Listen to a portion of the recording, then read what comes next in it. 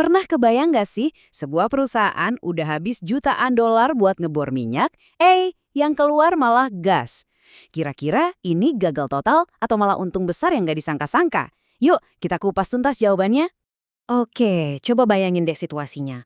Udah lewat survei seismik yang rumit, proses pengeboran yang super mahal, yang nyembur keluar bukan si emas hitam yang dicari-cari, tapi malah gas alam. Pasti pikiran pertama kita langsung, wah rugi bandar nih. Tapi apa bener gitu?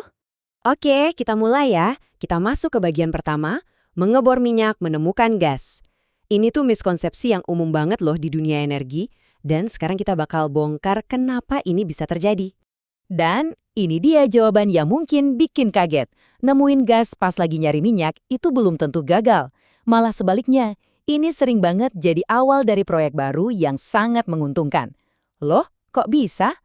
Jawabannya ada jauh di dalam perut bumi. Yuk, kita lanjut buat ngeliat gimana ceritanya semua ini bisa terbentuk. Di bagian kedua ini, kita akan ngomongin soal reservoir yang berlapis-lapis dan kenapa minyak sama gas itu sering banget jadi tetangga dekat di bawah tanah. Jadi gini, dalam ilmu geologi itu ada yang namanya petroleum system. Anggap aja ini sistem alami di mana minyak dan gas itu kayak saudara kandung. Mereka lahir dari sumber yang sama dan akhirnya keperangkap di rumah yang sama, yaitu reservoir. Terus, gimana alam ngatur mereka di dalam rumah itu? Kunci buat ngerti kenapa minyak dan gas bisa kepisah di dalam reservoir itu ternyata simpel banget. Semuanya balik lagi ke satu prinsip fisika dasar, densitas, alias kepadatan. Gampangnya, bayangin aja saus salad. Air kan paling berat tuh, dia pasti bakal ngendap di paling bawah. Terus, minyak yang lebih enteng dari air bakal ngambang di lapisan tengah. Nah, gas alam, ini yang paling ringan dari semuanya. Ya dia bakal naik dan ngumpul di paling atas. Logis banget kan? Gas yang enteng ini bakal terus naik sampai akhirnya, dia keperangkap di puncak-puncak struktur geologi.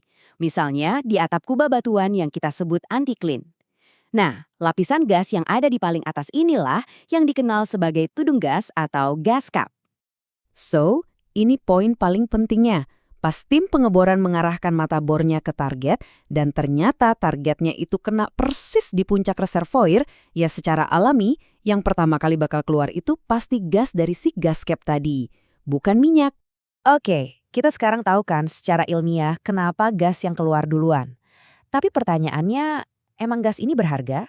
Oh jelas, di bagian ketiga ini kita bakal lihat betapa berharganya penemuan yang satu ini. Jangan salah, gas alam itu bukan produk sisaan yang nggak ada gunanya. Ini sumber energi utama loh. Mulai dari pembangkit listrik yang nerangin kota kita, jadi bahan baku buat industri pupuk dan petrokimia, sampai diubah jadi LNG buat diekspor ke seluruh dunia. Nilai ekonominya gede banget. Dan yang bikin gas ini makin penting di zaman sekarang tuh ini. Kalau kita bandingin sama batu bara, pembakaran gas alam buat menghasilkan listrik itu emisinya jauh lebih rendah. Makanya, gas sering banget disebut sebagai energi fosil yang lebih bersih. Nah, penemuan kayak gini itu benar-benar mengubah cara pandang kita soal apa itu sukses. Yuk kita definisikan ulang tujuan sebenarnya dari eksplorasi energi di bagian keempat ini, perburuan hidrokarbon. Dan kutipan ini, ini ngerangkum semuanya dengan pas. Di industri migas modern, sukses itu nggak diukur dari nemuin minyak aja. Sukses itu kalau kita nemuin hidrokarbon yang ekonomis, mau itu wujudnya cair kayak minyak atau gas. Ada banyak banget alasan geologis kenapa sebuah sumur bisa aja isinya gas doang. Bisa jadi emang reservoirnya itu tipe gas kering yang isinya murni gas. Atau tudung gasnya gede banget sampai lapisan minyak di bawahnya tipis. Ini semua kondisi alamiah ya, bukan berarti salah ngebor. Dan ini fakta yang keren banget.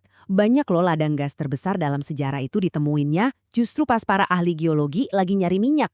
Jadi penemuan yang awalnya dikira salah target ini, malah mengubah peta energi dunia. Kebayang nggak? Terakhir, yuk kita lihat gambaran besarnya. Kenapa sih ngerti soal ini jadi penting banget buat masa depan energi kita, apalagi di zaman sekarang?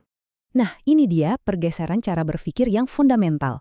Dulu, mitosnya itu kita harus cari minyak dan gas itu cuma bonus.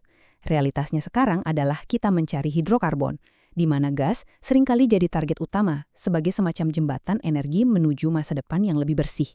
Jadi, kalau kita balik lagi ke pertanyaan awal, ngebor minyak dan nemu gas itu bukanlah sebuah kegagalan, tapi justru sebuah penemuan potensi baru.